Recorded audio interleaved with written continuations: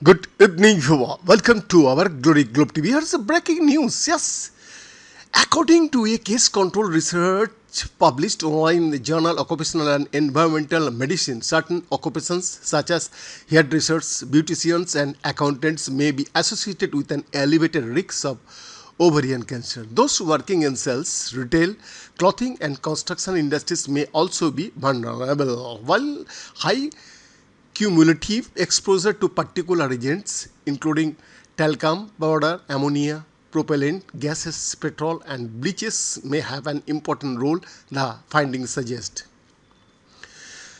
Few modifiable risk factors for ovarian cancer have been identified. Environmental factors, including those associated with the workplace, may increase the risks, but relatively few studies have evaluated the occupational hazards faced by women, say researchers, and those that have often failed to account for potentially influential factors, previous employment history, or have included relatively few participants, so limiting the findings.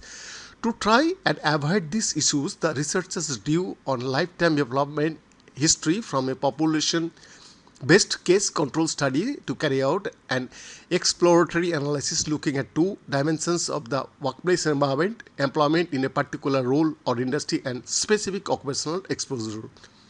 They included participants in the prevention of ovarian cancer in Quebec study, all of whom were aged 18 to 79 and who had been recruited from 7 Montreal hospital between 2010 and 2016 after being diagnosed with epithelial ovarian cancer.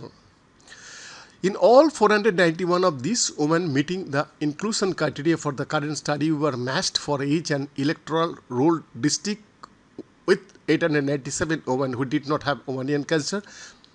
Information was collected from all the participants on socio-demographic background, medical history, prescribed meds, reproductive history, weight and height, lifestyle factors, and lifetime employment history. More of the women with ovarian cancer had lower educational attainment, shorter oral contraceptive use, and either no or fewer children than women in the comparison groups. These are all potential risk factors for the disease. For each job held for at least 6 months, participants reported the job title, start and end dates, working hours including shift work, and main tasks performed. Cumulative length of employment in a job or industry was then categorized as never less than 10 years and 10 or more years. The Canadian job exposure matrix was used to calculate participant exposure to specific agents in the workplace, and the relationship between exposure to each of the 29 most common agents and ovarian cancer risks was then assessed. Behind the report, Glory Globe TV, Delhi, India.